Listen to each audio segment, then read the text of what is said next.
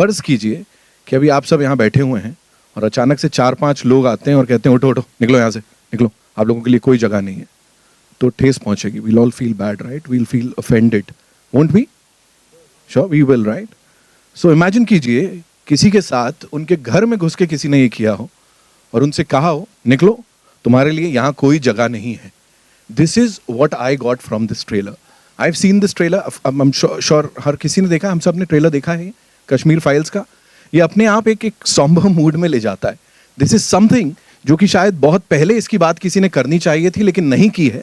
और अब जिस अंदाज में, जिस ढंग से और जिस सच्चाई के साथ विवेक सर ने इसको किया है, इस पूरी अमेजिंग स्टारकास्ट नहीं बोलूंगा, सोल हैं ये लोग इस फिल्म के, इन सब ने किया है. I think they deserve a big round of applause ladies and gentleman. एक सच्ची कोशिश और बड़ा ब्रेव बोला जा रहा है इसके लिए सर को. अभी मैं उनको ही यहाँ इनवाइट करूंगा और उनसे जानूंगा इस एफर्ट के लिए, जहां पे अपने देश की बात कर रहे हैं, देशभक्ति की बात कर रहे हैं, अपनी जमीन की बात कर रहे हैं, उसको इतना करेजस क्यों बोला जा रहा है? ये तो बड़ा आम सा होना चाहिए था, किसी और ने कर लेना चाहिए था. Please put your hands together for the Maverick director ladies and gentleman, national award winner and best selling author Vivek Ranjan Agnihotri sir. Please जोरदार तालियां. Welcome sir. एंड बहुत बहुत शुक्रिया इस सब्जेक्ट को उठाने के लिए, इसके ऊपर फिल्म बनाने के लिए. जैसा मैंने कहा सर, फिल्म नहीं है, इट्स एन इमोशन. मैंने आपके इंटरव्यूज भी देखे, इसके ऊपर जो चर्चा हो रही है उसको भी देखा. क्यों सर इसको करेजस क्यों बोला जा रहा है, या किसी और ने हिम्मत क्यों नहीं करी? थैंक यू वेरी मच आपके फिर फॉर योर काइंड वर्ड्स. पर मैं हिंदी में ही बात जी बिल्कुल. और मैं चाहता हूँ सब हिंदी में ही हम लोग आज बात करें जी. क्योंकि सब्जेक्ट ऐसा है. आप सबका आने के लिए बहुत बहुत धन्यवाद, बहुत बहुत शुक्रिया. ये चूंकि कैमरे में शूट करते हैं और स्क्रीन में देखते हैं, इसलिए हर चीज़ को हम लोग फिल्म मान लेते हैं. खेर साहब यहाँ पे हैं. जब मैंने बुद्धा ट्रैफिक जैम बनाई थी तो उन्होंने मुझे सिखाया था कि फिल्म का पर्पस लोगों तक अपनी कहानी पहुँचाना है, कैसे कहीं जैसे भी पहुँच जानी चाहिए. तो हमारी नज़र में ये एक फिल्म नहीं है, हमारी नज़र में ये एक मिशन है. और मिशन ही इसलिए है कि बड़े आश्चर्य की बात है, इन्होंने बोला आपको यहाँ से कोई भगा दे लेकिन आपसे बोले कि आप अपने घर ही नहीं जा सकते हैं. कल्पना करिए, वो कपड़े, वो बिस्तर, वो अलमारी, वो सब कुछ कभी नहीं, अगले 30 साल नहीं. आपके बच्चे नहीं, आपके माँ बाप नहीं, आपके दोस्त नहीं, आप खुद नहीं जा सकते वहाँ. ये एक बड़ी विचित्र सी चीज़ है जो विश्व में और किसी के साथ कभी ऐसा नहीं हुआ. मैसेकर्स हुए हैं, परसिक्यूशन हुआ है, जेनोसाइड्स हुए हैं, पर ऐसा कभी नहीं हुआ कि आप जो आपकी ही मूलतः ज़मीन है, जहाँ यानी ट्रेडिशंस आफ्टर ट्रेडिशंस जहाँ पे आप ही के हैं, और जो भारत का इतना बड़ा एक नॉलेज सेंटर, ऐसी कोई भी चीज़ जिसकी आप कल्पना करते हैं, Ayurveda, yoga, Patanjali, Natyashastra, Panchatantra, Shiva, Saraswati, non dualism, Shankaracharya, higher philosophies, Upanishad, ये जिन चीज़ों की बात हिंदुस्तान करता है और इनका रिलीजन से कोई लेना देना नहीं है, तो सब आर्ट, लिटरेचर, पोइट्री, म्यूज़िक की बातें हैं. आज उस ज़मीन पे जहाँ पे ये सब पैदा हुआ था, आज ना तो वहाँ आर्ट है, ना म्यूज़िक है, ना लिटरेचर है, कुछ नहीं है. और जो लोग जिनने ये सब पैदा किया था, आज वो भी उनके लिए जगह नहीं है. कोई जाता है आज भी, अपने कुछ हफ्ते पहले सुना होगा कि आइडेंटिफाई करके आई कार्ड निकाल के स्कूल में किस तरह से टीचर्स को मार डाला गया स्टूडेंट्स के सामने. तो एनीवे, तो the reason we are here, हम प्रेस कॉन्फ्रेंस करेंगे, सब करेंगे, लेकिन मैं आपको ये दिखाना चाहता हूँ कि ये फिल्म बनी कैसे. मैं और पल्लवी, हम लोगों ने एक बहुत छोटे क्रू के साथ 700 से ज़्यादा फर्स्ट जनरेशन विक्टिम्स मतलब जिनके माँ या पिता का कत्ल हुआ, किसी का रेप हुआ, जहाँ बच्चों को मारा गया, घर जला दी गया, संपत्ति लूट ली गई, ऐसे लोग जो फर्स्ट हैंड विटनेस हैं, जिनके साथ हुआ या जिनने आंखों से अपने पिता या माँ के साथ देखा. क्योंकि कई बार क्या होता है कि जब आपने देखा नहीं है, सुनी सुनाई बातें, तो उसमें एग्जैजरेशंस वगैरह भी होते हैं. तो ऐसे लोग दुनिया में जहाँ भी थे, अमेरिका में, यूके में, जर्मनी में, उन सब के हमने वीडियो टेस्टिमोनियल्स, जैसे कि वॉर क्राइम के किसी गवर्नमेंट को रिकॉर्ड करने चाहिए, जो हमारे यहाँ किसी भी गवर्नमेंट ने नहीं किया आज तक, वो हम लोगों ने अपने दिमाग में एक ट्रिब्यूनल सा बनाया और कहा let's report them like war crimes. और ये एक दो दिन तक कई इंटरव्यूज़ चलते रहे. कई तो ऐसे लोग थे बहुत बुढ़े भी हो गए, 80-90 साल के भी हो गए, और साउथ अफ्रीका से हमारे पास टेस्टिमोनियल्स आए, ऑस्ट्रेलिया से, न्यूजीलैंड से, जम्मू से, दिल्ली से, बेंगलोर से, जहाँ भी लोग हैं। और सिर्फ फर्स्ट जनरेशन विक्टिम्स नहीं, बल्कि उस वक्त जो वहाँ पे डीजीपी पुलिस थे या उनकी फैमिलीज़, या जहाँ डिविजनल कमिश्नर जो थे वहाँ, लेफ्टिनेंट गवर्नर जो थे जगमोहन साहब, हिस्टोरियंस, जितने भी टॉप लेवल जो ऑथेंटिकेट क्रेडिबिलिटी वाले लोग हैं, जिनको पूरा विश्व मानता है कि ये बोलते हैं तो इसमें अतिशयोक्ति या झूठ नहीं होता है, ऐसे सब लोगों के साथ मिलके on record we travelled and recorded it. ये फिल्म में एक एक शब्द, एक एक सीन, एक एक शॉट जिसको आप विजुअली देखेंगे, इसमें से एक भी चीज़ ना तो मैंने लिखी है ना मैंने किया है। हमने सिर्फ उन चीज़ों को रिक्रिएट कर दिया है जिसके एक नहीं बल्कि हज़ारों विजुअल रेफरेंसेस हैं या जिनके डायलॉग्स पब्लिक डोमेन में अवेलेबल हैं। ये पहली फिल्म ऐसी आप मान के चलिए कि विश्व के इतिहास में बनी है जिसमें एक भी शब्द काल्पनिक नहीं है। ये अलग बात है, कुछ कैरेक्टर्स के नाम, चूंकि we wanted to respect the dead, एक इंटरनेशनल एटिकेट, एक नॉर्म है कि जिन लोगों को इस तरह से मारा गया है तड़पा के, उन लोगों को generally we avoid not to hurt their families. और जो कई सारी कहानियाँ उनको एक टाइम लाइन में पिरो दिया गया है, सिर्फ इतनी हमने लिबर्टी ली है। तो मैं अब अगले 20 मिनट आपको वो दिखाना चाहता हूँ जो एक बहुत छोटा अंश है। हमारे पास तो इतना मटेरियल है कि एक महीना भी कम पड़ जाए अगर आप डे एंड नाइट 24 घंटे भी देखें तो इतना हमारे पास वीडियो टेस्टिमोनियल्स हैं, आप कल्पना नहीं कर सकते हैं। और शायद दुनिया में हमारे ही पास हैं और किसी के पास नहीं। अच्छा है। सबसे पहले give it up for Pallavi Joshi ji, national award winner, producer and a brilliant actor, ladies and gentleman. Welcome ma'am. आपके बाद उनकी तारीफ में जितना कहा जाए उतना कम है। हर किरदार को बिल्कुल जिस तरह निभाते हैं उसके ऊपर मैं कमेंट नहीं करना चाहूंगा, छोटा मुंह बड़ी बात होगी। He is the one the only Anupam Kher sahab, जोरदार तालियां प्लीज उनके लिए। We have the very versatile someone, जिन्होंने जो भी किरदार किया उसको एक अलग ढंग से, आई थिंक ब्रीफ जो मिलती होगी उससे भी एक कदम आगे जाके प्रस्तुत किया होगा। गिव इट अप फॉर दर्शन साहब यहाँ पे हमारे साथ। हम सबके फेवरेट हैं। विवेक से संस्कृति की बात करते हैं, कल्चर की बात करते हैं, और जब ये बात आती है तो कैसे उनको नहीं बुलाया जाए, कैसे उनकी बात नहीं की जाए। पुनीत सर साहब के लिए जोरदार तालियां हो जाए प्लीज, हम सब के favourite. We also have Atul ji हैं हमारे साथ, अतुल जी के लिए जोरदार तालियां हो जाए। Another brilliant actor. And now, जैसा मैंने कहा खून पसीना लगा है इसमें, जी जी, जैसा मैंने कहा कि खून पसीना लगा है तो डायरेक्टर साहब को बुलाऊंगा, लेकिन उनसे पहले Chinmay, I think he is not here, so give it up for Bhasha, ladies and gentleman, जिन्होंने अपने कला से इसमें जान डाल दी, of course. And now ladies and gentleman, the person behind all this, give it up for Vivek Ranjan Agnihotri sahab, ladies and gentleman, welcome sir. Please be seated. जी, thank you so much. Pallav ji, मेरा आपसे है सबसे पहला सवाल, बिफोर वी मूव ओवर और media से सवाल लें हम। इतने सारे लोगों से मिलना, आंखें भर आई यहाँ देखने वालों की, और जो किरदार आप प्ले कर रही हैं वो कितना डिफिकल्ट था after meeting all those people, उन सब से मुलाकात करके, उनकी दिल की बात सुन के, उसको समझ के, और अब यहाँ प्रेजेंट कर रही हैं, और जो किरदार आप प्ले कर रही हैं, क्या कहेंगे उसके लिए? Good evening everyone. मैं पता नहीं मैं कितनी बार ये देख चुकी हूँ, ये जो आपने अभी देखा, but believe you me, every time I see this, every time I can't stop my tears. जो रिसर्च हम लोग कर रहे थे, as you can see how painful it was. रोज हम लोगों से यही सुन रहे थे, उनकी पेन की स्टोरी सुन रहे थे, उनकी एंग्विश, किस तरह से उनका सब कुछ पीछे छूट गया, किस तरह से उनके घर वालों को बहुत बेरहमी से मारा गया। तो एक समय के बाद ये होने लगा कि दिमाग है ना, इतने दर्द को, इतने दुख को प्रोसेस करना बंद कर देता है एक समय के बाद। And every time we would go back to our hotel, Vivek and I would just lie down and keep staring at the ceiling, क्योंकि नींद ही नहीं आ रही थी हमें। It was impossible to emotionally unwind, क्योंकि हमें पता था कि दूसरे दिन सुबह उठ के जो सुना है उससे भी ज़्यादा भयानक स्टोरीज हमें सुननी है। And we kept doing this for like almost a month and a half. And after that, when I came back, I said it was impossible. At a point came when I told Vivek, मैं जा रही हूँ वापस. I cannot take this pain anymore. And it wasn't just the pain; it was also the guilt. You know, somewhere as an Indian, कि ये कहानियाँ हम तक पहुँची नहीं, ये जो कुछ भी हुआ कश्मीर में हम तक पहुँचा नहीं. एंड हम इतना भारत की बात करते रहते हैं और हमने कुछ किया नहीं, हमारे अपने ही लोगों के लिए नहीं किया. सो ये एक गिल्ट भी बहुत ज़बरदस्त था.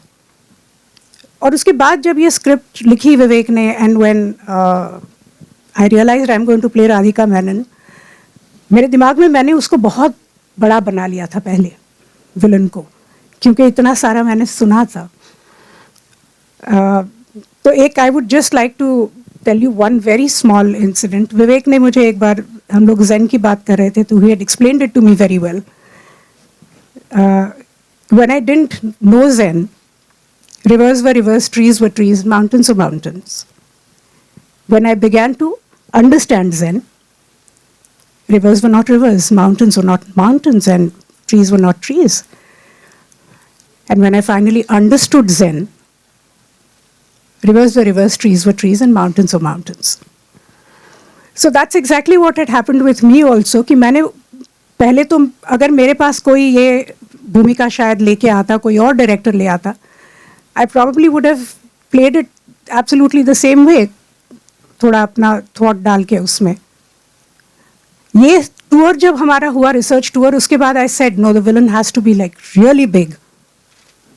और सारा रिसर्च होने के बाद जो स्क्रिप्ट फॉर्म में जब हमारे सामने आया, so then I realized, no, what Radhika Menon has to be. And I'm so glad that I got an opportunity to play this, because I know exactly how big the villain is for the Kashmiri Pandits after having listened to their stories.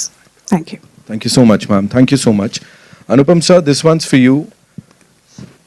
Being a Kashmiri Pandit, मैंने पढ़ा है, आपने कहा भी कि आप अपनी माता जी को ले जाना चाहते हैं उस जगह वापस, आंखें नम है, of course. You want to go back there, but और आपने वो परचम भी लहराया है, कश्मीरी पंडितों की बात आपने की है तब से लेके अब तक. बट नाउ, अब जब ये किरदार आपको प्ले करने के लिए बोला, वो एक तरीके से सब रीलिव कर रहे थे आप, क्या चल रहा था दिमाग में? बहुत मुश्किल होता है उस किरदार को प्ले करना जो आपने महसूस किया हो, बिकॉज महसूस करना जो है, when you are performing that as an actor, सिर्फ महसूस करना काफ़ी नहीं होता है, बिकॉज आपको एक फिल्म के दायरे में एक्टिंग करनी है. तो इस फिल्म के दो पहलू हैं, as an actor and as a person. तो जहाँ तक पर्सन की बात है, आप कितना भी महसूस कर लो, अगर वो एक्टर अच्छा नहीं है तो वो पर्दे पर उस दर्द को, उस तकलीफ को नहीं ला सकता है. महसूस तो हम सब लोग करते हैं, हम सब लोग दुख महसूस करते हैं, हम तकलीफ महसूस करते हैं, खुशी महसूस करते हैं, हंसते हैं, रोते हैं, but everybody can't act it out. It's a job of an actor to do that. So I want to separate two issues over here. One is that just because I'm a Kashmiri Pandit does not mean that I will be able to portray that pain brilliantly unless I can project what I'm feeling.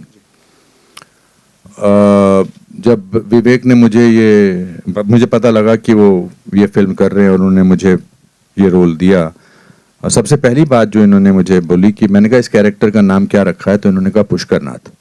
Pushkarnath मेरे पिताजी का नाम है, मेरे अपने पिताजी का. तो हम जब देहरादून पहुंचे इसकी शूटिंग करने के लिए, तो मिथुन जी और पुनीत और दर्शन ऑलरेडी शूटिंग कर रहे थे. अलग से एक फिल्म का माहौल ही कुछ अलग था. ऐसा लग रहा था कि कुछ बहुत ही इम्पोर्टेंट फिल्म बन रही है, क्या हो रहा है, क्या सिचुएशन है. हम तो बाहर से आए थे, फ्लाइट से ऐड किए थे, रास्ते में खाना वाना खा के गए थे. And then it dawned on me what it is to be playing Pushkarnath, a simple normal human being जिसको कोई दुनिया की ऐसी चीज़ों का पता नहीं है. I was representing a normal Kashmiri Pandit from Kashmir, which my father represented very well. And then it was difficult to do that role, because how do I separate the emotions of Anupam Kher from the emotions of actor Anupam Kher? What is real and what is acting? So from that point of view, it was one of the most difficult roles. He gets dementia. He does not know what is happening. He has to, and on top of it, I was doing scenes with Darshan, who was not on the same wavelength as a character of Pushkar Nath. So it was a difficult job. Plus कहानी वो थी जो मैं सुन चुका था अपने रिश्तेदारों से, करीबी रिश्तेदारों से, मेरे मामा से, मेरी माँ से, और हम सब वो अंडर द रग उसको जब छुपाते हैं ना, जब तकलीफ बहुत ज़्यादा होती है तो उसको दबा के रखते हैं. That's why it turns into depression. But I am so happy that Vivek, you and Pallavi, you made this film, because आप लोग तो बहुत सारी चीज़ों से जूझते हैं एज जर्नलिस्ट, बट इस कमरे की खामोशी बताती है कि आज आपको भी कहीं तो झटका लगा है. And that is the biggest achievement, I will say, of the film, because when pain reaches other people, then half the job is done. So I think this is what this film has done. Thank you so much sir, thank you so much. Vivek sir, this one's for you. मैं आपसे जानना चाहूँगा, generally क्या होता है, film आने वाली होती है, बहुत हल्ला गुल्ला मचाया जाता है, मार्केटिंग होती है, प्रमोशंस होते हैं. ये यदाकदाई देखने को मिलता है कि जब फिल्म का ट्रेलर आ चुका है, लोग खुद से उसको रिव्यू कर रहे हैं, लोग उसके बारे में बात कर रहे हैं. ऑर्गेनिक रीच जो कहा जाता है, प्लीज मेरे को उसके ऊपर थोड़ा बताइए, because I know you would not want to talk about that कि ठीक है यार सही जगह जा रही है चीज, बट नहीं, ऑर्गेनिक रीच और जिस तरह से इसको लोगों ने एक्सेप्ट किया है उसके ऊपर प्लीज बोलिए कुछ. सच बोलूं? बिल्कुल सच बोलना है सर. डिप्लोमेटिकली बोलूं, देखिए, ऑर्गेनिक रीच, ऑफ कोर्स मैं मीडिया का स्टूडेंट हूं, मैंने कम्युनिकेशन में ही पढ़ा है, one of the best institutes in the world. तो आप बिल्कुल सही कह रहे हैं. एक होता है ऑर्गेनिक रीच जो लोग खुद एक दूसरे तक पहुंचाते हैं मैसेजिंग, और दूसरा होता है एक hyped up reach, you know, जहां आप इतनी ज़्यादा हाइप क्रिएट कर दें, इतनी हाइप क्रिएट कर दें कि लोग, एक इवेंट बन जाए और मजबूरी में लोग कहें भाई हमें तो इस इवेंट का पार्ट होना, चाहे वो अच्छा हो चाहे बुरा हो. तो साल में 5-6 फिल्में इंडिया में रिलीज़ होती हैं, 6-7-8 मैं कहूँगा, जो लोगों ने डिसाइड कर लिया कि वो चाहे 2024 में आए चाहे 2026 में आए, ये एक बहुत बड़ा इवेंट होगा, हमें इसका पार्ट बनना है.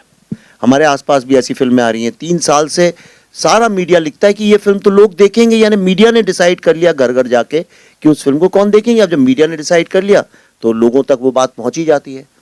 पर मैं जितनी फिल्में बना रहा हूँ अब इन विवेक अग्निहोत्री 2.0 में, उसमें इन फिल्मों को हाइप अप करने का स्कोप ही नहीं है, क्योंकि वो इतनी रियल है, इतनी जुड़ी है ज़मीन से, और ऐसा कोई हमारे साथ उस तरह के भी स्टार्स और एक पूरा मसल और मैकेनिज्म काम नहीं करता है हमारे साथ भी जो वो हाइप क्रिएट कर सके. तो हम तो सिर्फ जनता जनार्दन के ही सहारे रह सकते हैं. ताशकंद फाइल्स आप सब जानते हैं, 150-170 स्क्रीन में रिलीज़ हुई थी, और उसी के साथ 5000 में कलंक और एंड गेम रिलीज़ हुई थी. पर हमारी चलती रही, कछुए की चाल कभी लंबी चली जाती है कई बार. तो लोगों को समझ में आया. इस फिल्म के साथ भी ऐसा ही है. कोई ऐसा आप देखें ना, तो हमारे पास बजट है मार्केट करने के लिए, कुछ करने के लिए, बहुत कम स्क्रीन में रिलीज़ होगी. अगर ईश्वर का आशीर्वाद हुआ, लोगों का आशीर्वाद हुआ, स्नेह मिला फिल्म को, तो हो सकता है वो स्क्रीन्स बढ़ते बढ़ते बढ़ते शायद फिर से लंबी रेस हो जाए. तो इसलिए मुझे बहुत आदत भी नहीं है प्रेस कॉन्फ्रेंसेस की, हमारे साथ होती भी नहीं है, लेकिन तो इसलिए मुझे अपनी आवाज़ खुद निकालनी पड़ती है, खुद अपने प्रोडक्ट को जनता तक ले जाना पड़ता है. तो कई बार लोग मुझसे कहते हैं कि भाई आप बोलते बहुत ज़्यादा हैं सोशल मीडिया में, पर मेरे पास कोई ऑप्शन नहीं. आप बोलने लगिए मेरे बिहाफ पे, जैसे स्टार्स के लिए बोलते हैं, मैं चुप हो जाऊंगा. चिंकू मेरे बारे में कोई कुछ नहीं बोलता, क्योंकि आजकल बिना पैसे के बोला भी नहीं जाता है किसी के बारे में, और मेरे पास पैसे भी नहीं है देने के लिए, तो इसलिए मैं खुद बोलता हूँ. तो इस फिल्म के लिए भी मैं ही बोल रहा हूँ, मैं इसको ले लेकर दौड़ रहा हूँ. आप यकीन नहीं करेंगे, मैं आपको एक बात बताना चाहता हूँ, और ये बहुत इंपॉर्टेंट है जानना. मैं इसलिए कह रहा हूँ, ये फिल्म, आप सब जर्नलिस्ट हैं, बड़े सीनियर हैं, कईयों को तो मैं करियर शुरू होने के पहले से जानता हूँ. मैं जब आया था इस इंडस्ट्री में तो नाम सुना था मैंने कि भाई एक बहुत बड़े और बहुत ही बिजनेस टाइप के एक ट्रेड जर्नलिस्ट हैं, क्रिटिक हैं, कोमल नाटा जी. मैं तब से उनको जानता हूँ, और कंसिस्टेंसी देखिए, मैंने कभी आज तक, अब आप बैठी हैं, आपको मैंने शायद शुरू भी नहीं किया था करियर, तब से जानता हूँ. तो आप सब भी बड़ी शिद्दत से अपना काम करते हैं. पर ये जो फिल्म है, इसको हमने मार्केट भी उस तरह से नहीं किया, देखो हमने फिल्म बनाई, अब मार्केटिंग करते हैं, हमने वो सब किया नहीं. हमने कहा फिल्म बनी हुई थी, कोविड का वक्त था, हमने कहा चलो इसको कहीं नहीं है तो अमेरिका में तो दिखा सकते हैं, वहाँ सिनेमा हॉल खुले हैं, वहीं लोगों को दिखाते हैं. और आप यकीन नहीं करेंगे 36 ऑर्गेनाइजेशन। ये पहली बार किसी हिंदी फिल्म के इतिहास में हुआ है। Telugu association, Sindhi association, Yazdi association, world Sikh association, Jews association, physicians association, ऐसी Nepali association, Buddhist association, Tibet association, 36 organisations ने जब हम गए तो उनने कहा अब हम इस फिल्म को दिखाएंगे लोगों को। और ये अमेरिका के 16 सिटीज में जैम पैक, मतलब स्टैम्पीड होती थी। आप उसकी फोटो देखेंगे, वीडियोस देख, सब जगह पड़े हमने डाले। मतलब यह हालत हो गई थी कि जितने लोग अंदर थे उतने ही बाहर खड़े होते थे कि भाई हमें दिखा दो ये फिल्म। और कोई इसकी हमने एडवर्टाइजिंग नहीं की, कोई पब्लिसिटी नहीं गई, किसी मीडिया ने, आप सब मीडिया से, आपके पेपर पर किसी ने नहीं लिखा होगा इसके बारे में, किसी टीवी चैनल ने बात तक नहीं करी। एक चीज जैसे ऑस्कर में आप कोई भी चाहे, आप कोई सी भी फिल्म बनाए, अपनी स्क्रिप्ट ऑस्कर की लाइब्रेरी में जमा करा सकते हैं। उस जैसी चीज को लोग फ्रंट पेज न्यूज बना बना के इस देश में अपनी फिल्मों को मार्केट करते आए हैं। तो मैं आपको 3 एग्जाम्पल बताना चाहता हूं। इस फिल्म को वॉशिंगटन डीसी में देखने के बाद पहली बार सिनेमा के इतिहास में, मैं इंडिया की बात नहीं कर रहा हूं, वर्ल्ड सिनेमा के इतिहास में किसी फिल्म मेकर्स को, मुझे और पल्लवी को, कैपिटल हिल में बुला के कांग्रेशनल रिसेप्शन किया गया। और वहां पे कांग्रेसमैन, और मैं ऑस्कर की तरह बात नहीं कर रहा हूं जो झूठ मूठ की न्यूज बनती है कि ऑस्कर में आप एकदम सी ग्रेड फिल्म भी बना दें, उसकी अगर स्क्रिप्ट भेज दें तो वो उनका क्या जाता है, वो तो एक आर्काइव है, उसमें कोई भी डाल सकता है। वहां पे राजा कृष्णमूर्ति, जो कि फ्री कश्मीर की कैंपेन के साथ जुड़े थे, डेमोक्रेट कांग्रेसमैन है, जो कि हमेशा जो एंटी कश्मीर मूवमेंट होता है उसके साथ जुड़े रहते हैं। He saw the film and he came and said, this is the first time I have realised about this pain and I must admit that Kashmiri Pandit community in America is most successful amongst the most successful people, and they are the inspiration for the world peace and humanity. Mike Warner, who's the topmost senator of America, he was full of praise for this. Bob Brar, he's a very famous senator there.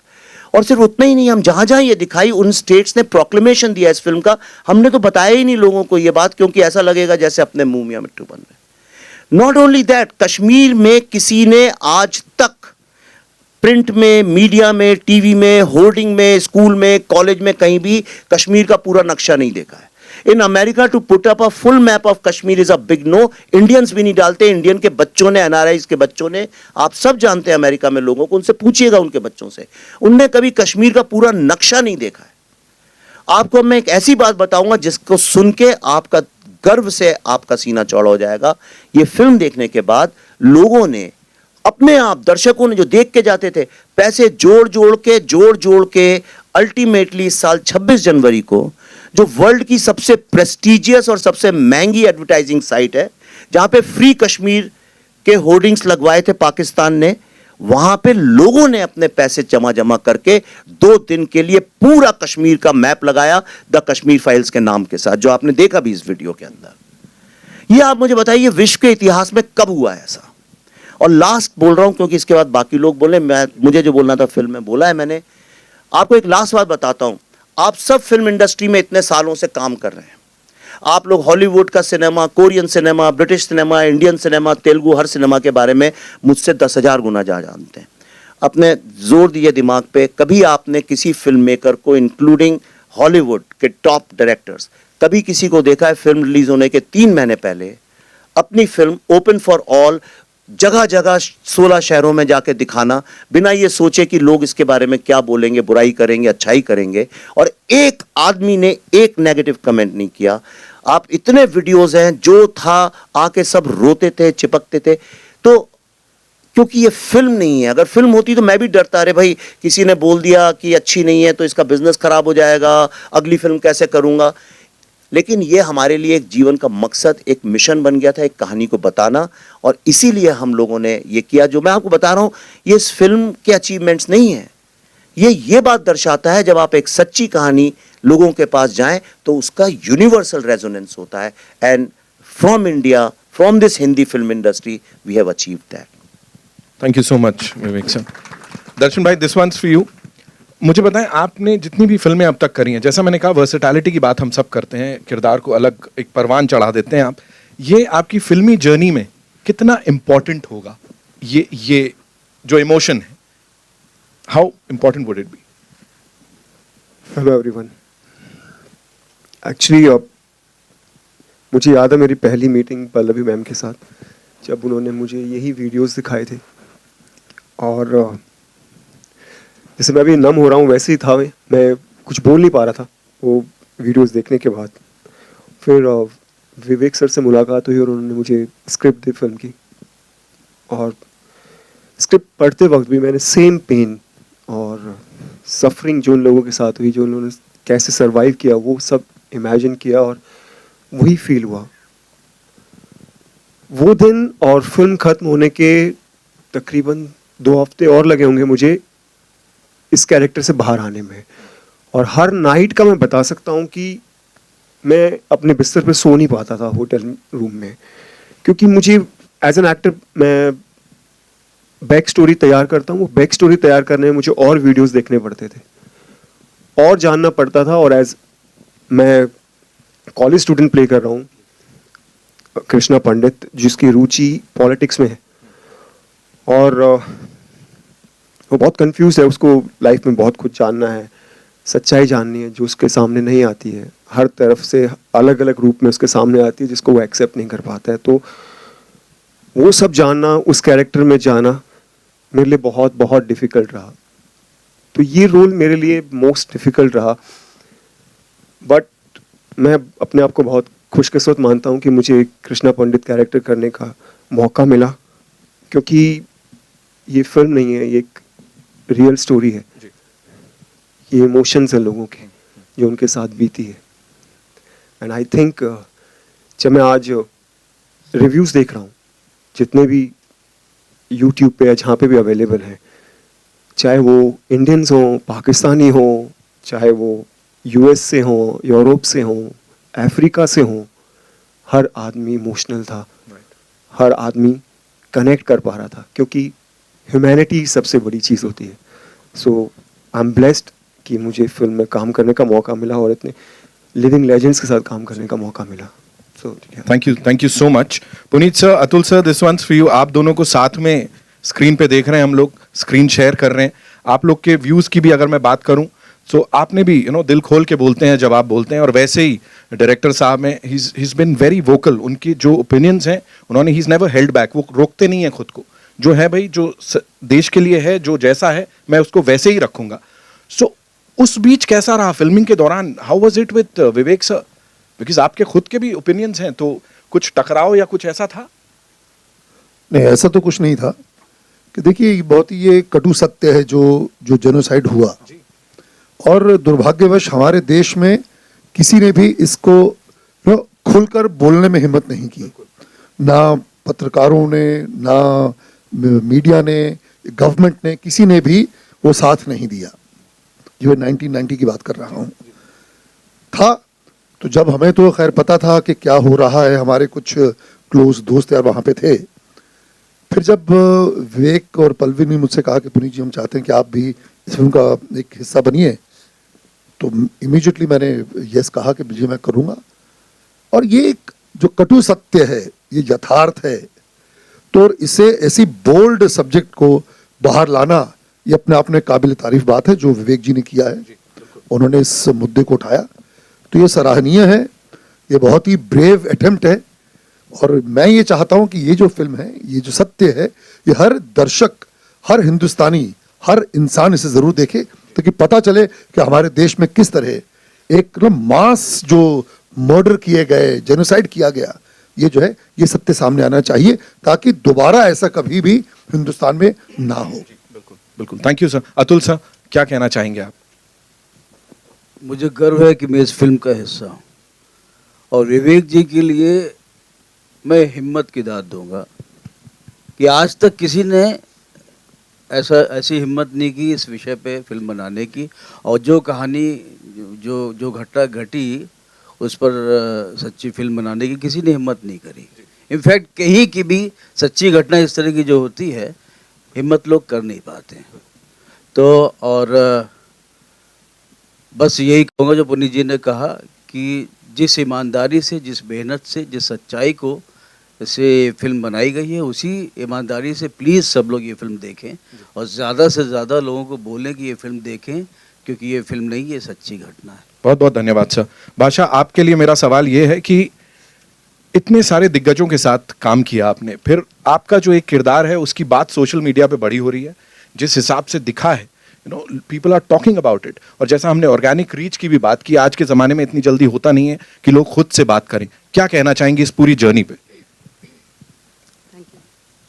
सबसे पहले नमस्कार सभी को।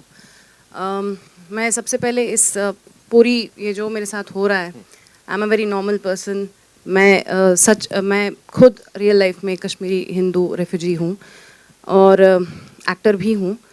मेरे लिए it's a dream come true. Of course इधर बैठना भी और ये फिल्म करना, ये सब हो चुका है। मैं कभी कभी I still take time to realise कि ऐसा हो गया था। हम लोग सेट पे होते थे सर के साथ, सबके साथ। एंड ये जो फिल्म मेरे लिए बहुत ही relive, I had to relive the whole horror, but sir and ma'am have been specially very very sensitive. I mean, पहली बात तो ये आप ये कर रहे हैं, फिर आप सर ने मतलब विशेषकर कहा था कि मैं चाहूँगा कि कश्मीरी हिंदू समुदाय से अगर एक्टर्स मुझे मिलें तो I have been very very lucky that he chose me, he asked me to audition and he chose you know me for this role, जो कि मेरे लिए बहुत ही भयानक था। मैं अभी भी, जैसे दर्शन जी ने कहा, मैं भी रात को झटके से उठ जाती हूँ कि वो सब जो हुआ है उसको रिलीव करने से। और जो शूट पे हमने किया, जब शूट पे मैंने किया, जो भी सिचुएशंस थे, मुझे कभी कभी लगता था कि ये सच है, बिकॉज वो सच हो चुका है। So we were reliving that. लेकिन मुझे लगता था कि मतलब वो मैं to differentiate between real and this, तो फिर मुझे खुद को रियलाइज़ करना पड़ता कि नहीं, I am in a very safe environment, it's just shooting, because that's why it's not a film. हम सिर्फ रियलिटी को रिक्रिएट कर रहे हैं, इसमें कुछ भी, जैसे सर ने कहा, फिक्टिशियस कुछ भी नहीं है। और मैं बहुत बहुत धन्यवादी हूँ।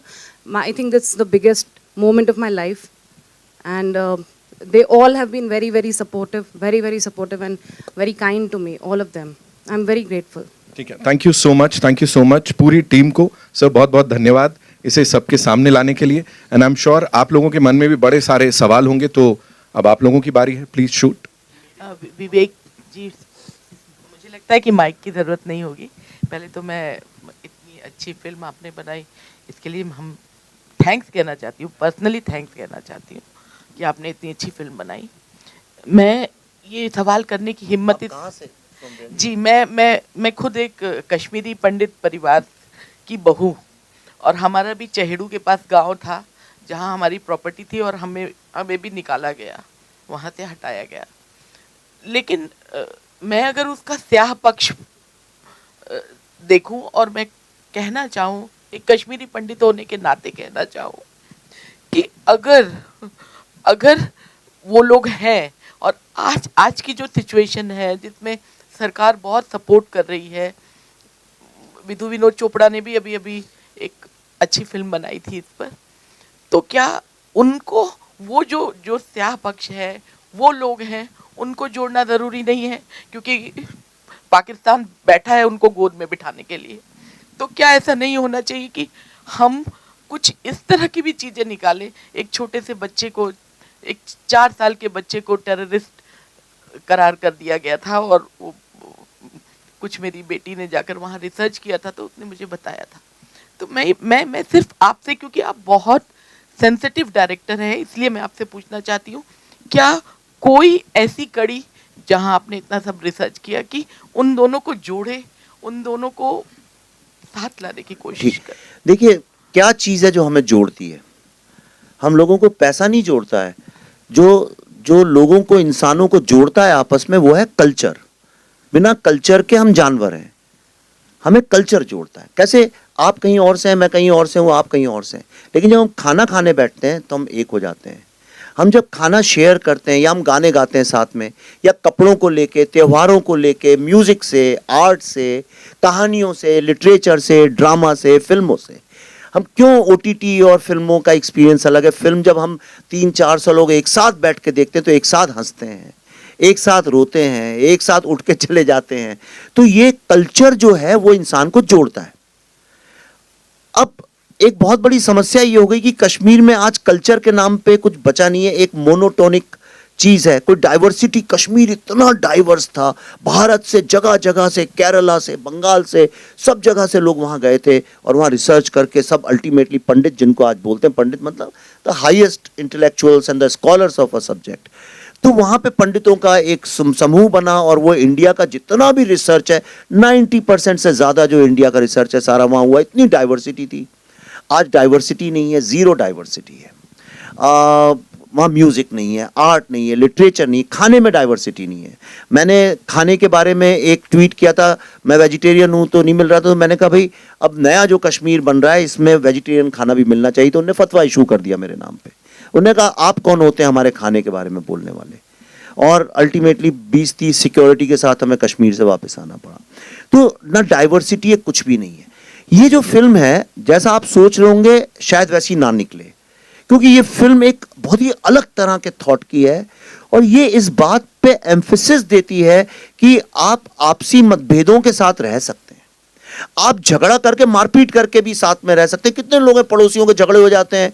आप दिल्ली में, तो मैं रहता था तो 24 घंटे में देखता था ऊपर नीचे, फर्स्ट फ्लोर सेकंड फ्लोर में बरसाती वालों का ग्राउंड फ्लोर से झगड़ा होता, फिर 2-4 घंटे के बाद फिर हो जाते थे, फिर साथ में लोहड़ी का त्योहार और कोई साथ में मनाते थे।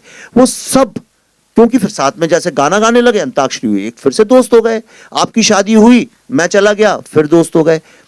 लेकिन जब ऐसा कुछ भी नहीं है, सिर्फ एक खालीपन विरावान सा है, और हम लोग भी जो जाते हैं, हम जाते हैं डल लेक पे सेल्फी खींचते हैं, गुलमर्ग में वापस चले आते हैं, हमें कुछ पता चलता नहीं है। यानी डाइवर्सिटी एक बहुत ही देखिए डेंजरस सिचुएशन ये है कि मैं आपको एक छोटा सा किस्सा बताता हूं, उससे आपको सब समझ में आ जाएगा। मैं किसी भी रिलीजन के अगेंस्ट नहीं हूं, क्योंकि मैं खुद ही किसी रिलीजन पे ज्यादा नहीं मानता। मैं गर्व से एक हिंदू कल्चर, हिंदू फिलॉसफी, क्योंकि बचपन से मैंने देखा है, सीखा है, और वो मुझे जीने का एक सहारा देती है। लेकिन आप क्या प्रैक्टिस करते हैं, क्या नहीं करते हैं, मैं उसकी उतना आदर करता हूं, मुझे उससे कोई आपत्ति नहीं है। और मैं जानता हूं कि मुझसे अलग लोग इस दुनिया में रहते हैं। यही तो सारे विश्व के इंसानों का नेचर है। सब जानते हैं कि अलग विचार के, अलग फेथ के लोग हैं। हम एक शूटिंग कर रहे थे तो पल्लवी एक शिकारा में बैठी हुई थी और छोटी 1-2 बच्चियों को हमने बुलाया था, 8-9 साल, 7-8-9 साल की, जो ज्यादा जानती नहीं है, बहुत ही इनोसेंट बच्चियां। वो पल्लवी के दोनों तरफ बैठी थी। तो हम कैमरा जब शिफ्ट कर रहे थे, उदय जी हमारे डीओपी सर हैं यहाँ पे, और तो एक बच्ची, शायद 1 बजा होगा, दोपहर का नमाज का टाइम था, पल्लवी से उसने बोला आप नमाज पढ़ने नहीं जाएंगी? तो पल्लवी ने बोला नहीं, मैं तो नहीं जाऊंगी। तो कहने क्यों नहीं जाएंगी आप नमाज पढ़ने? पल्लवी ने कहा इसलिए क्योंकि मैं मुसलमान नहीं हूँ। तो कहने लगी अरे ऐसा कैसे हो सकता है, आप कहीं नहीं जाती नमाज पढ़ने? पल्लवी ने कहा नहीं, देखो ऐसा है, मैं हिंदू हूँ इसलिए मैं नमाज नहीं पढ़ती हूँ। कहने लगी तो क्या हुआ, नमाज तो हर कोई पढ़ता है। एक 8-9 साल की बच्ची, 10 साल की बच्ची, दुनिया में कोई भी बच्चा हो इस बात को जानता है कि अलग अलग फेथ के लोग होते हैं। पर कश्मीर में 1990 के बाद जो पैदा हुए हैं लोग, उनको कुछ आइडिया ही नहीं है इस बात का कि दुनिया में डाइवर्सिटी नाम की चीज है। इसका भारत और कश्मीर और पाकिस्तान से कुछ लेना देना ही नहीं है। आप एक पूरी की पूरी जनरेशन जो है वो इतनी इग्नोरेंस के साथ बड़ी हो रही है। मेरा जो ड्राइवर था टैक्सी का, वो लाल रंग के जूते पहनता था। तो मैंने उससे एक दिन शूटिंग के दौरान यही पूछा, वो बड़े अजीब से लंबे लंबे रेड बूट्स थे, तो मुझे थोड़ा अजीब भी लगते थे, चमकते हुए लाल। तो मैंने उससे ऐसे ही चढ़ाते हुए बोला क्यों भाई बड़े अच्छे जूते पहन रखे हैं, कहाँ थाईलैंड से लाए हो, फॉरेन से लाए हो? कहता हाँ। तो मैं सोचा शायद थाईलैंड का नाम लेगा, 20-25 हजार रुपए के टिकट में कोई भी चला जाता है आजकल थाईलैंड वगैरह। तो मैंने बोला थाईलैंड से? वो बोला नहीं, दिल्ली से। इंडिया भी नहीं बोला उसने, दिल्ली से। और मैं यकीन से कह सकता हूं, थोड़ी तो मैं भी समझ रखता हूं इंसान की, मैं आपको गारंटी से कह सकता हूं उसने जिस इनोसेंस से बोला था, उसको आइडिया ही नहीं था इस बात का कि वो जो कह रहा है वो गलत है। तो ये जो हमने क्रिएट कर दिया, ये फिल्म यही आपको बताएगी कि क्या होता है जब आप एक सोल को खत्म कर दें, कल्चर को, आर्ट, म्यूजिक, लिटरेचर, आर्किटेक्चर, इन सब चीजों को खत्म कर दें, तो वो किसका लॉस है? क्या वो कश्मीर का लॉस है? क्या वो हिंदू मुस्लिम का लॉस है? क्या वो भारत का लॉस है? या पूरी ह्यूमैनिटी का है? अगर कोई आज सिलिकॉन वैली को जाकर डिस्ट्रॉय कर दे तो किसका लॉस है? वो आपका और हमारा भी तो लॉस है। लेकिन हम तब तक उसको अपना लॉस और डेंजर नहीं समझते जब तक वो गोरेगांव, या बोरीवली तक आके वो खड़ा ना हो जाए आपके सामने, या दिल्ली में गुड़गांव या फरीदाबाद तक ना आ जाए, हमारा तो किसी और का प्रॉब्लम है, देख लेंगे। पर ये फिल्म देखने के बाद अपने जीवन में मैं गारंटी करता हूं आप कभी ऐसा नहीं सोच पाएंगे। So be prepared before you see this film. Vivek sir, Priyanka Singh, Dainik Jagran से। जब आप रिसर्च कर रहे थे फिल्म के लिए, आपने कहा था कि बतौर फिल्म मेकर मुझ में एक बदलाव आएगा, और अभी थोड़ी देर पहले भी आपने एक शब्द का इस्तेमाल किया अपने लिए, अपना नाम आपने कहा विवेक अग्निहोत्री 2.0 वर्जन।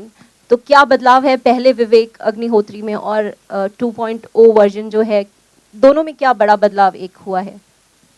मुझे ज़्यादा बोलने की ज़रूरत नहीं है, आप बस ट्विटर में जाइए और जिस डेट को मैंने इसका रिसर्च शुरू किया था उस डेट के पहले मुझे देखिए, उसके बाद देखिए। सारा ये क्रिएटिव कॉन्शियसनेस, सुबह स्पिरिचुअलिटी की बात, उसी के बाद सारी शुरू हुई है। पर एक जो बदलाव मेरे में, पल्लवी में, हमारे दोनों बच्चों में जो है, क्योंकि हमारे दोनों बच्चों को हमने इसलिए इन्वॉल्व किया था, ट्रूथ कितना भी ज़्यादा कड़वा हो, कुछ हो, यही उम्र है 18-19 साल की, जब तुम्हें समझ में आना चाहिए कि क्या होता है जब ह्यूमैनिटी नहीं होती है। मेरा विश्वास कल्चर, आर्ट, लिटरेचर, इन चीज़ों पे इतना ज़्यादा बढ़ गया है, मुझे समझ में आ गया है वही सोसाइटी सबसे ज़्यादा सुखी है जहाँ पे डाइवर्स कल्चर है, डाइवर्सिटी जहाँ पे है। आज भारत, सब कहते हैं 5000 साल से we have survived the oldest civilisation in the world. क्यों है? क्योंकि इतनी डाइवर्सिटी दुनिया में कहीं भी नहीं है जितनी हमारे यहाँ। तो मेरा विश्वास डाइवर्सिटी पे बढ़ गया है, और मुझे एक बात तो ज़रूर समझ में आ गई है कि हम ह्यूमैनिटी, ह्यूमन राइट्स की बात करते हैं। मैंने तो अपनी जिंदगी में जिस ह्यूमैनिटी की हम बात करते नहीं देखी। मैंने कभी नहीं देखा कि एक भी दिन ऐसा विश्व में कभी हुआ हो जहां पे युद्ध नहीं हो रहा हो। कभी ऐसा नहीं हुआ है कि लोग जो है दूसरे ह्यूमन बीइंग को खत्म करने की कोशिश ना कर रहे हो। तो वो जिस ह्यूमैनिटी की एक आदर्श कल्पना है, मैंने वो नहीं देखी।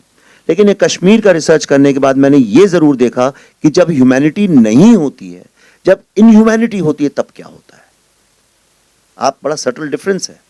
मतलब कुछ अच्छा होगा तो क्या होगा मुझे नहीं पता, लेकिन मुझे इतना पता है जब बुराई सेट इन करती है तब क्या होता है। और वो इतना बड़ा विनाश है जो धीरे धीरे हम सबके चारों तरफ आता जा रहा है, पर हमें एहसास नहीं हो रहा। आपको भी नहीं पता किस तरह आपके आसपास कल्चर जो है वो डिस्टर्ब हो रहा है, डिस्ट्रॉय हो रहा है, चेंज हो रहा है, पर हमें नहीं पता है क्योंकि हमारे घर के अंदर नहीं घुसा है, और शायद घुस भी गया हमें एहसास नहीं है। पर ये फिल्म देखने के बाद आपको समझ में आएगा कि हम लोग कितनी डिफिकल्ट सिचुएशन के साथ गुजर रहे हैं। एक और सवाल है मेरा आपसे। शिया समुदाय नाराज़ है क्योंकि उनको लगता है कि आपने आयतोल्ला खुमैनी का जो तस्वीर है वो आपने आतंकवाद के साथ जोड़कर दिखाई है। उनकी मांग है कहीं ना कहीं कि उस दृश्य को निकाला जाए। सर, आपका क्या कहना है कि आप निकालना चाहेंगे या वो ज़रूरी है दिखाना, या रखना चाहेंगे? इस पर क्या रिएक्शन है आपका? देखिए, ये लीगल नोटिसेस हैं, इनका कायदे से मेरे को कुछ बोलना नहीं चाहिए। ये लीगल मैटर्स हैं, तो इसका लीगल जवाब ही जाएगा प्रोड्यूसर्स की तरफ से। लेकिन मैं आपको इतना बता सकता हूँ कि दुनिया के किसी भी कोर्ट में, किसी भी कोर्ट में, किसी भी महफिल में, किसी भी फोरम पे, किसी भी प्लेटफॉर्म पे, मैं इस फिल्म के एक एक शॉट, उस शॉट के अंदर जो भी दर्शाया गया है, एक एक डायलॉग, एक एक कैरेक्टर की पूरी रिस्पॉन्सिबिलिटी अकेले लेने को तैयार हूं। दुनिया के किसी भी फोरम, प्लेटफॉर्म, कोर्ट मैं एक एक चीज, एक नहीं बल्कि 100 visual references, dialogue references, videos के साथ साबित कर सकता हूं। इसलिए उंगलियां तो बहुत लोग उठाएंगे, क्योंकि सबका जो दुकानें चल रही थी हिंदुस्तान में इतने सालों से, सबकी वो थोड़ा उन पे भी चैलेंज होता है, वो भी एक्सपोज होते हैं, तो उंगलियां उठेंगी। मुझे उससे कोई इतनी, जब फतवों जैसी लड़ाइयां लड़ सकते हैं तो फिर 10, 12, 15 लीगल केसेस तो लड़ ही सकते हैं।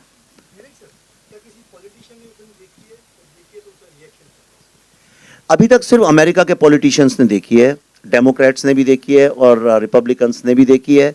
इंडिया में मैंने जानबूझ के किसी पॉलिटिशियन को दिखाई नहीं और दिखाना भी नहीं चाहता हूँ। और शायद एक मेरा मकसद यही था अमेरिका में पहले दिखाने के, क्योंकि इंडिया में दिखाता तो वो अननेसेसरीली पॉलिटिकल लेवल पे फिल्म फंस जाती। या I wanted it to be seen as a film. Kher साहब बार बार कहते हैं कि भाई एक फिल्म पहले है, बाद में कुछ और है, तो इसको एक फिल्म के नज़रिए से पहले देखें। अभी तक किसी को नहीं दिखाई और शायद दिखाएंगे हम। मैं तो नहीं दिखाने वाला हूँ, खुद देख लें तो लोग देख लें। खैर साहब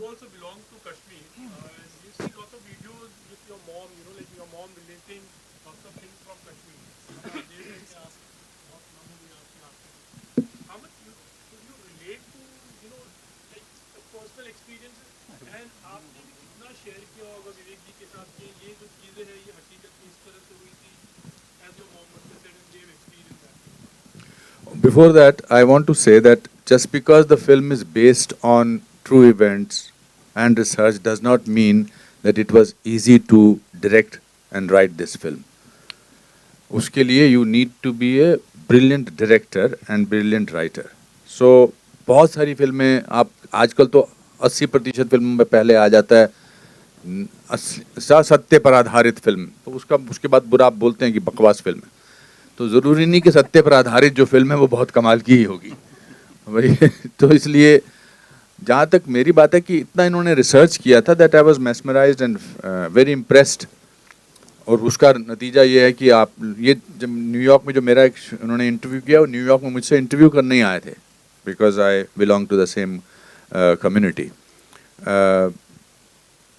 मैं और Bhasha are the only two people who sort of kept hugging each other after every shot because she plays my daughter-in-law and Darshan plays my grandson. But मेरा और भाषा का हम एक दूसरे का एक साइलेंट एक्सचेंज ऑफ एक्सप्रेशन जाता था कि ये सच है, ये जो भी दिखाई दे रहा है ये सच है। मेरा पर्सनल एक्सपीरियंस जो मेरे बिल्कुल इमीडिएट फैमिली में हुआ वो मैं हमेशा बोलता हूँ कि मेरे जो मामा थे, मेरे मदर के छोटे भाई, और मेरी माँ बार बार इसका जिक्र करती है, उन्होंने अपनी पूरी ज़िंदगी पैसे जोड़ जोड़ के ओवरसीयर थे वहाँ पर। और ओवरसीयर को क्या बोलते हैं नॉर्मली? ओवरसीयर ही बोलते हैं, हाँ। तो because overseer is a very typical small town word. तो वो इंजीनियर से जो छोटे होते हैं उनको ओवरसीयर बोलते हैं। तो उन्होंने बड़े मुश्किल से पैसे कमा के, उनका एक सपना था कि कश्मीर में श्रीनगर में अपना एक घर बनाएंगे। तो उन्होंने वो घर जैसे तैसे 86, 85, 87 में बना लिया और बड़े खुश थे कि अपना उनका एक घर था। और जैसे ही उन्होंने घर बनाया उसके कुछ 6-7 महीने बाद ये थ्रेट्स आनी शुरू हो गई कि आप निकलो यहाँ से।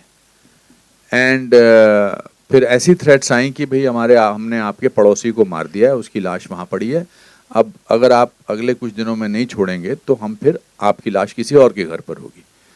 सो एक रात को एक फिएट गाड़ी में जितना सामान वो डाल सकते थे, जिंदगी भर की पूंजी, एक फिएट गाड़ी में 4 उनके खुद के अपने सदस्य थे, बेटा बेटी उनकी बीवी, और वो वहाँ से निकल गए और दिल्ली में जाकर कहीं वो सेटल हो गए। और उनका सदमा उनको इतना गहरा पड़ा कि he died after couple of years or 3 years.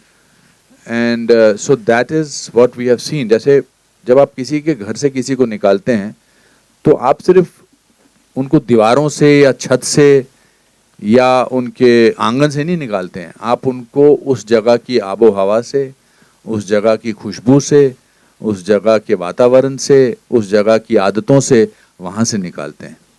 मेरे दादाजी का छोटा सा एक मंदिर था 3rd फ्लोर पे, मिट्टी का घर था, और वहाँ पर उनकी वो जो अगरबत्ती रोज़ जलाते थे तो उसकी एक खुशबू थी। अब वो खुशबू टेंट में तो नहीं आ सकती है, या किसी जम्मू के घर में या पूना के घर में या दिल्ली के घर में तो नहीं आ सकती है। हम होटल में 5 स्टार होटल में रहते हैं बहुत बहुत दिनों तक, लगता है यार अभी घर जाके अपने बिस्तर पे सोना है। हम अमेरिका जाते हैं या कहीं और जाते हैं, हम कहते हैं चलो यार इंडियन खाना खाते हैं। So I think from that point of view my mother when she saw this film, she didn't speak to anybody for 2 days. 2 दिन तक उन्होंने किसी से बात नहीं की, क्योंकि उनकी पूरी मेमोरीज वापस जो हैं वो रिवाइव हुई। और उन्होंने कहा क्यों दिखाई तूने मेरे को ये फिल्म, मेरी सारी मेमोरीज वापस आ गई हैं। या आर्टिकल 370 जब एब्रोगेट हुआ, क्या हम वापस जा सकेंगे, मेरा बड़ा दिल है वापस जाने का। सो अब आप अंदाज़ा लगा लीजिए जो इस डॉक्यूमेंट्री में बात कर रहे थे उनका क्या हाल हुआ होगा, उनके साथ क्या महसूस किया होगा उन्होंने। So from that point of view it's, आप बार बार काफ़ी लोग बोल रहे हैं आंखें नम है, आई थिंक इसका सदमा जो है ना, इसकी तकलीफ जो है वो आत्मा तक गई है। कश्मीर में आज आप जाओ, मुझे याद है जब बचपन में मैं जाता था तो निशाद गार्डन जाते थे, शालीमार जाते थे, पिकनिक पे जाते थे, तुलमुल खीर भवानी टेम्पल जाते थे, वहाँ की नदियों में घूमते थे, हंदवारा, सोपोर, ये सब जगहें हैं वहाँ की। अब कश्मीर की आत्मा जो है वो घायल है। अब वहाँ बार्ब्ड वायर्स नज़र आती हैं, सुनसान इलाका है, कुछ अजीब सा वातावरण है। So this film will not only revive those memories for millions of people, पर शायद कुछ लोगों के घाव भी भरेंगे. And we are all guilty of not talking about it for 32 years. खैर साहब, या हाँ जी पन्नू साहब. आमतौर पे जब कोई आर्टिस्ट आउटडोर पे जाता है तो उसके बारे में हम पूछते हैं तो उनका जवाब अमूमन यही होता है कि it was like a picnic. यहाँ आपका आउटडोर का अनुभव कैसा रहा था? It was anything but a picnic. ये कोई छोटे बजट की फिल्म थी तो पिकनिक का एहसास नहीं हो रहा था. क्योंकि कुछ भी मंगा लो खाने में. एक बजट था, बहुत अच्छा था, मतलब खुश थे हम. अच्छा खाना मिलता था और रहने को भी इंतज़ाम अच्छे ही थे. बट एक जुनून जब होता है ना किसी चीज़ का, जैसे आप जब कभी अच्छी स्टोरी करते हैं या अच्छा आर्टिकल लिखते हैं तो उसका एक अपना एक फोकस होता है. तो we knew that this is something important. इसमें कोई, क्योंकि इसमें किसी की भी कोई फॉल्सनेस नहीं हो सकती थी कि अब मैं एक्टिंग की एक्टिंग करता हूँ.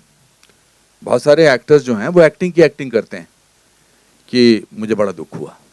इसमें दुख सिर्फ बोलने से या आंखें छोटी करने से या ग्लिसरीन डालने से नहीं हो सकता था.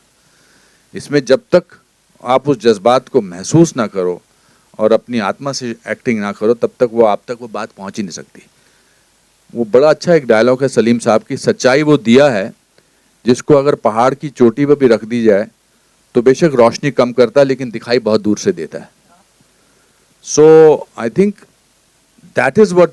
तो उसमें हम सबका एक ग्रुप बन गया था कि we are portraying something which is true. Unless we feel it, it can not be projected. तो वो एक बॉन्डिंग थी. वो 15 दिन 20 दिन कैसे निकल गए पता ही नहीं था, पता ही नहीं चला. और हर शॉट के बाद मैं और विवेक रोते थे. हर शॉट के बाद विवेक आके मुझे गले लगाता था, बिकॉज जो इसने महसूस किया था वो इंटरव्यूज के दौरान, अब वो उसको पर्दे पर देखता हुआ नजर आ रहा था. शायद पल्लवी के ही सीन्स में वो रोए नहीं. बाकी I think even when we did a scene together, ये गले लगा के बहुत फपक फपक के रोए थे. मैं और भाषा तो हर शॉट में रोते थे. सो रोते मतलब थे कि हम तो एक्टिंग कर रहे हैं, अब इसके बाद हम अपने 5 स्टार होटल में जाएंगे और ऑर्डर करेंगे कि एक गर्म पानी लेकर आओ और छोटा सा लेकर आओ या कुछ भी है. But people who must have actually gone through that, how can you, they were completely devastated, finished. उस thought से ही घबराहट होती थी. तो this was an emotional journey which will stay with us for many years to come. Thank you. Vivek ji, पहले तो जैसा कि फिल्म है वो समाज का आईना होती है. आपको क्या लगता है इस फिल्म के बाद, जैसे आप खुद पल्लवी जी और आप बोल रहे हैं कि जब आप रिसर्च करने गए और लोगों से उनके बारे में बात करना शुरू किया तो आपको बहुत सारी सच्चाइयों का पता चला जो कि बहुत हृदय विदारक हैं. क्या ये जब फिल्म आएगी समाज में या लोगों में अवेयरनेस के बाद थोड़ा सा बदलाव होगा, खासकर कश्मीर के लोगों में जिन्होंने जिनकी वजह से काफ़ी ऐसे लोग हैं जिनकी वजह से जैसे कश्मीरी पंडित विस्थापित हुए वहाँ पर. दूसरा, आपको डर नहीं लगा धमकियों से या किसी और चीज़ से जब आपको, और ऑब्वियसली मिली भी होंगी जहाँ तक मुझे पता है? नहीं, देखिए डर जो है, जब तक आदमी डरता है तभी तक लोग उसे डराते हैं. ये मेरे जीवन का अनुभव है. आपके जीवन का अनुभव कुछ और होगा, पर मेरा ये अनुभव है कि जब तक आप समझिए अकेले जा रहे हैं गली में और कई सारे आप देखेंगे द डॉग्स कम और वो आप पे भौंकते हैं और जितना आप डरेंगे उतना वो आगे आके आपको डराते हैं. और हम सबसे बड़ी गलती जीवन में यही करते हैं कि हम डर के पीछे चले जाते हैं. और ख़ास तौर पे क्रिएटिव आर्ट्स में मैंने देखा है एक ऐसा कुछ बन गया हमारे यहाँ. हम लोगों ने, I think we are the only society, मैंने तो कहीं और ऐसा देखा नहीं किसी और सिनेमा में, हमने डाकुओं को बहुत ग्लोरीफाई किया. अगर आपको याद हो 60-70 के दशक में हम लोग कुछ भी हो, डाकू की फिल्म में मतलब वो अच्छा आदमी होगा और बंदूक उसने किसी उसे ऑपरेस किया था इसलिए उठाया था, क्योंकि उस वक्त इप्टा के लोग थे, एक थॉट प्रोसेस थी. लेकिन डाकू तो कभी अच्छा हुआ नहीं, कोई अच्छा डाकू का कोई एग्जाम्पल भी नहीं है इस दुनिया में. फिर हम लोगों ने स्मगलर्स को ग्लोरीफाई करना शुरू किया, जस्टिफाई करना। मुझे कोई आपत्ति नहीं, देखिए उन फिल्मों की स्पेस है, ये ना समझिए कि मैं उन फिल्मों के बारे में कमेंट करूं, लेकिन हमने ऐसा किया, हम लोगों ने उन्हें ग्लोरीफाई किया, जस्टिफाई किया, एक बड़े क्रूड तरीके से भी किया। फिर हमने नक्सल लोगों को जस्टिफाई करना शुरू किया। हमने कहा कि नक्सल आदमी इसलिए बनता है कि उस पर अत्याचार होता है, लेकिन हर रोज आप पेपर पढ़ते ही नहीं, हर रोज 2-3 किस्से मिलेंगे, उन्होंने स्कूल जला दिए, हॉस्पिटल जला दिए, सड़कें तोड़ दी, 6 महीने के बच्चे का हथौड़े से सर फोड़ दिया, ये रोज के किस्से, उसके बारे में कभी कोई फिल्म नहीं बनाता। तो और फिर हमने टेररिस्ट लोगों को, ऐसा नहीं है फिल्में नहीं बनी हैं कश्मीर के ऊपर या कश्मीर के कॉन्फ्लिक्ट के ऊपर, कितनी बनी है, कोई कमी कितनी, बड़े बड़े स्टार्स ने काम किया उनमें, ऋतिक रोशन ने किया मिशन कश्मीर में, और बड़ी बड़ी फिल्में बनी हैं, छोटी भी नहीं बनी हैं, आप देखिए लव स्टोरीज बनी हैं। कश्मीर की कली में उस वक्त इतना प्रॉब्लम नहीं था, लेकिन अभी रिसेंटली प्रॉब्लम पे, कॉन्फ्लिक्ट पे बहुत बनी है।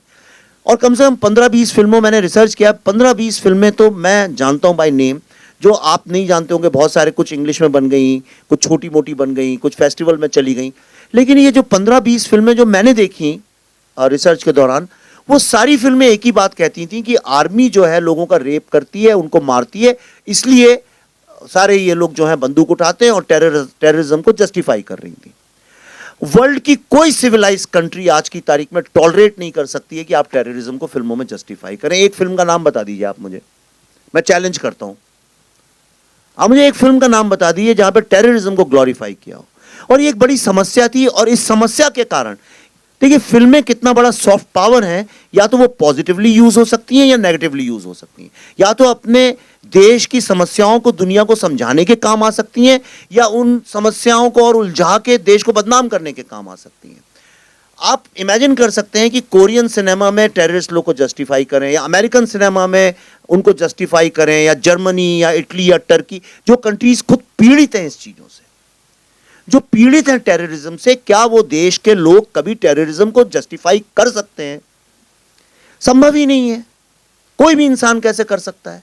हमारे देश में किया गया, खुलेआम किया गया, उनको अवार्ड भी मिले, नेशनल अवार्ड भी मिले, और उनको सर आंखों पे भी चढ़ाया गया उन फिल्मों को। तो मुझे उनसे कोई आपत्ति नहीं है, लेकिन मेरा एक सवाल है, और ये जेन्युइन सवाल है, आप मेरी आवाज से पहचान सकते हैं सवाल कितना जेन्युइन है। वो ये है कि एक फिल्म अगर कश्मीर जेनोसाइड पे बनती है तो उसको रोकने की इतनी सारी क्या कोशिश, क्यों नहीं उसको मेन स्ट्रीम मीडिया का सपोर्ट मिलता है उसी तरह से?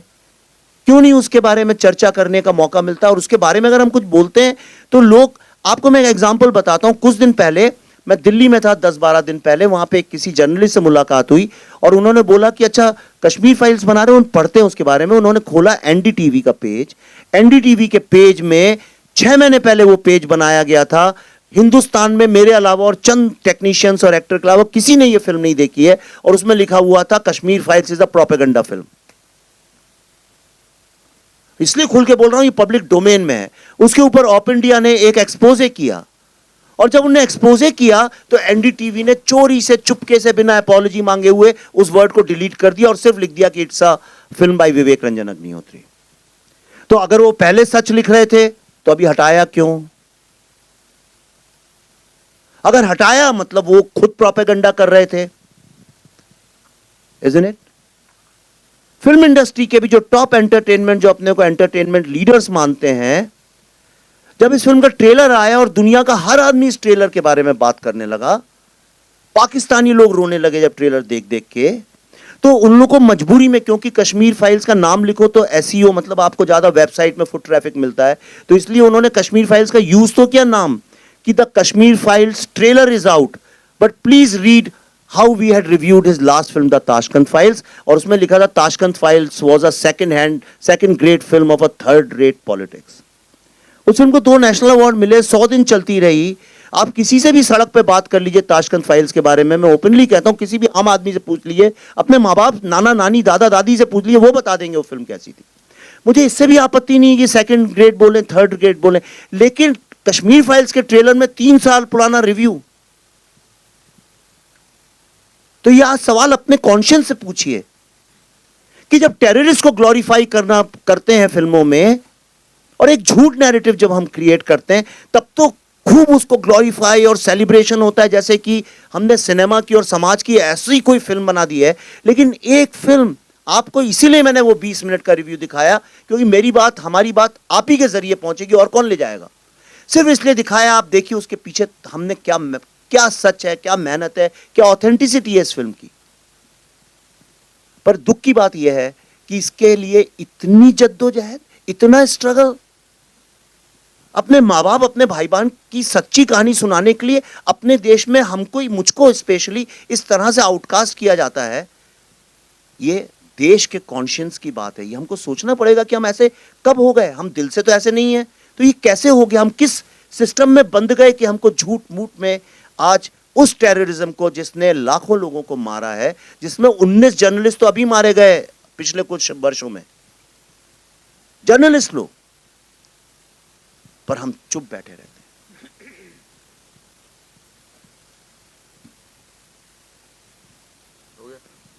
चलिए, मैं एक चीज हमारी मिस हो गई इस फिल्म को बनाने में। जो सबसे इंपॉर्टेंट चीज, 2-3 चीजें मिस हो गई हैं, क्योंकि जनरली एक सिस्टम है कि डायरेक्टर और एक्टर्स को बैठा देते हैं स्टेज में, पर 2-3 मिस हो गए।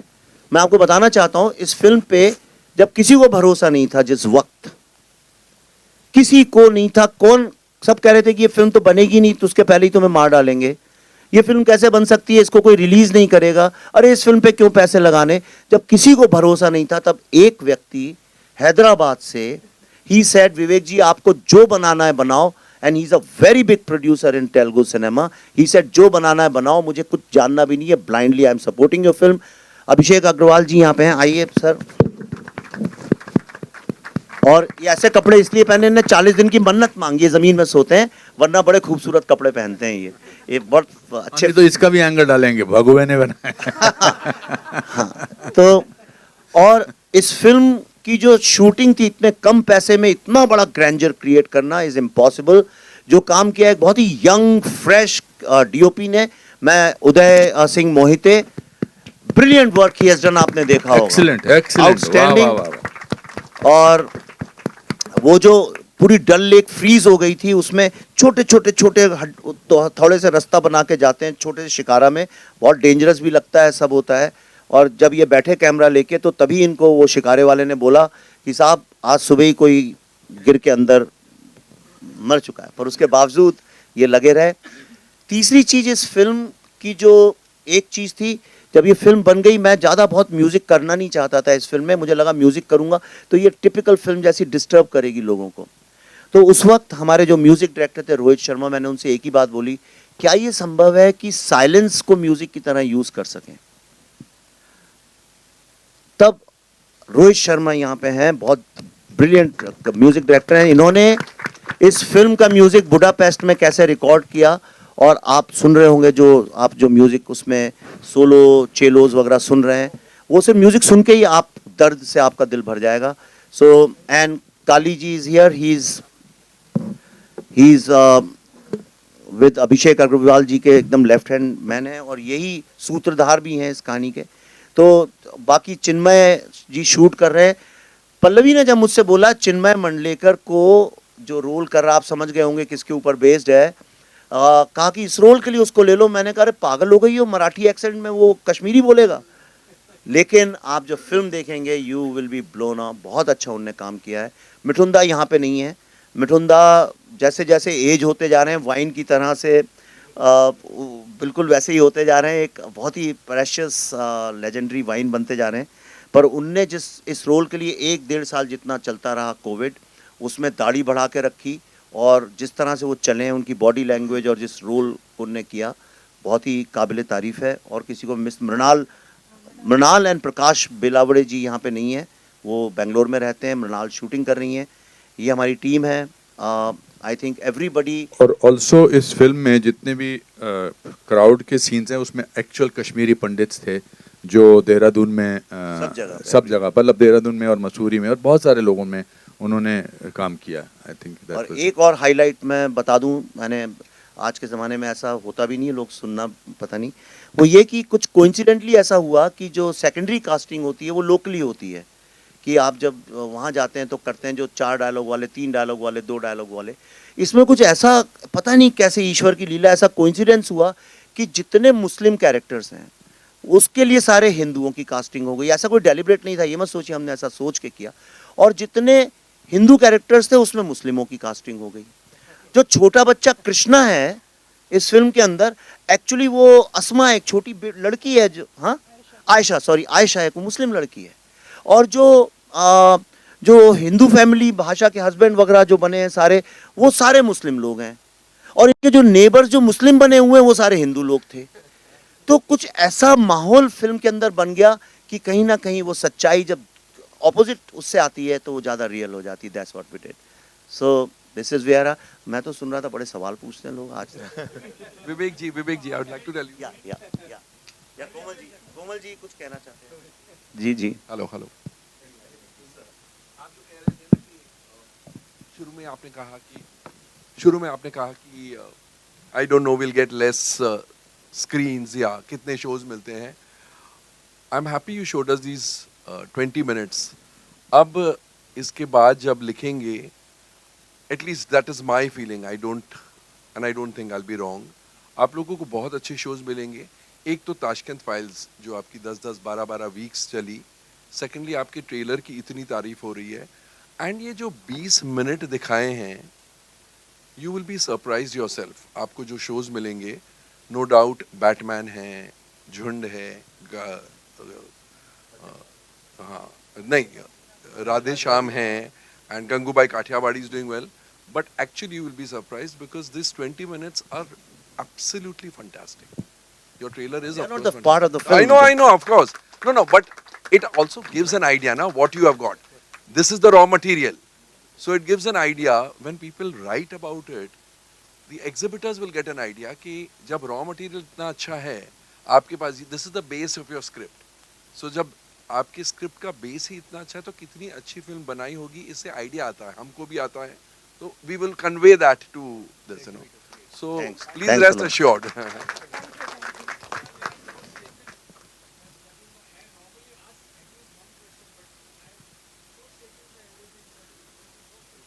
अच्छा, आप इतनी सीरियस बात हो गई, मुझे डर लग रहा है कहीं आप लोग ये ना सोचें कि अरे कहीं ऐसा नहीं बड़ी फ्यूनरल जैसी फिल्म है, मनूस फिल्म है, बड़ा यानी किसी के मरने में जाते हैं। तो मैं आपको एक बात, सच्ची बात बताऊं, इट्स अ प्योर फिल्म। इतना तो मुझ पर भरोसा करिए कि मैं फिल्म को एंगेजिंग और एंटरटेनिंग तो रखूंगा। आपको ये 2 घंटे 50 मिनट की फिल्म है। 4-5 हजार लोगों ने देखा है, जो कि ना तो हमारे भक्त थे ना हमारे से कुछ लेना देना था, जनरल पब्लिक ने देखा है। और एक यूनानिमस रिस्पांस सबका यही था कि जब हम आए थे सोच के, अमेरिका में तो इंटरवल भी नहीं होता है कि 2 घंटे 50 मिनट की फिल्म है कैसे देखें, लेकिन हम पूरे time edge of the seat पे देखते रहे। बाथरूम जाना था नहीं गए। और आप कहीं झूठ तो नहीं बोल रहे थे, नहीं 2 घंटे 50, हमें तो 2 घंटे की लग रही है। आप एक बार चेक करिए। ये रिएक्शन जनरल था। अगर आपका भी ऐसा कहीं रिएक्शन हो प्लीज मुझे फोन करिएगा, मुझे बड़ा अच्छा लगेगा सुन के। तो this is a very engaging film, let me tell you. It will engage you with brilliant dialogues, performances, और एक फिल्म में एक इनहेरेंट विट चलता रहता है, वो आप देखेंगे। You cry for very different reason. When you will see the film, you realize why you are crying. It's not about people getting killed. It's about something else. I leave it at that suspense. Thank you. Vivek ji. I was telling, when the 20 minutes can be so much engaging without a hitch, it went off. 20 minutes is a big time. It is, yes. Especially for press. हाँ, विवेक जी एक चीज जरूर कहना चाहूँगी। वो trailer भी हमारा unusually लंबा है, 3.5 मिनट का है। एक चीज मैं भी कहना चाहूँगी कि आपकी ऐसी फिल्में होती हैं कि उस पर लिखने के लिए हमें भी बहुत प्राउड फील होता है और हम कुछ अच्छा लिख पाते हैं। मुझे याद है कि ताशकंद फाइल के बारे में जब मैंने लिखा था तो उन्होंने वो ग्लैमर पेज पे नहीं डाला था, फ्रंट पेज के लास्ट में। आपका बहुत बहुत शुक्रिया। मैं आप सबसे, मैं पल्लवी, अनुपम जी, मिठुंदा के बिहाफ पे, पुनीत जी, दर्शन, मैं सबके जो भी इस फिल्म से इन्वॉल्व है उन सबके बिहाफ पे शायद अपने करियर में पहली बार हाथ जोड़ के आपसे विनती कर रहा हूँ कि इस फिल्म के बारे में जो पॉजिटिव नेगेटिव जो है, लेकिन इसको ब्रीदिंग स्पेस दीजिए। इसको फिल्म थिएटर में आने के बाद एक सांस लेने का मौका दीजिए, क्योंकि होता क्या है कई बार फिल्म रिलीज़ होने के पहले ही लोग उसका गला मोड़ देते हैं। इसको एक बार सांस लेने दीजिए, और आपके आशीर्वाद से, आपके स्नेह से मुझे पूरा विश्वास है कि लोगों तक ये बात पहुँचेगी। Thank you very much. Thank you so much ladies and gentleman, hello. बहुत बहुत शुक्रिया जी। कुछ कह रहे हैं? हाँ ma'am, you want to ask something? एक सेकंड जी। हेलो या Anupam sir, here as a youth मैं आपसे पूछना ये चाहूँगी कि इस मूवी से यूथ को क्या कुछ सीखने को मिलेगा, क्या कुछ आप बताना चाहेंगे? ये सवाल आप एक यूथफुल पर्सन से ही पूछ सकती थी। हाँ वही ना। तो एज ए यूथ मुझे क्या लगता है कि ये आज के यूथ को उनके देश में क्या हुआ, क्या हो रहा है 32 साल पहले, ये जानना बहुत ज़रूरी है। It's very important to know your history. जैसे हम अपने परिवार की हिस्ट्री जानते हैं, परिवार से पूछते हैं, और ये पूछने चाहिए सवाल। मैं तो मेरे पिताजी को परेशान कर देता, अच्छा मेरे पिताजी के पिताजी कौन थे पापा, फिर उनके पिताजी कौन थे, माँ से पूछता था। I think it's very important to know the history of your own country. That is one more thing. That's one thing. And also it is a very engaging film, as Vivek said it. Film मतलब सच्ची में 2 घंटा 50 minute कैसे निकल गए बिल्कुल पता नहीं लगता है. Sometimes you have to see a film which makes you think कि पॉपकॉर्न खाते खाते आँख में चला जाए, ऐसा नहीं होना चाहिए, दिल में जाना चाहिए ना. बहुत इम्पोर्टेंट है. तो आपको एज ए यूथ एंड मेरे को एज ए यूथ पर्सन अच्छा लगेगा. Thank you sir, thank you so much.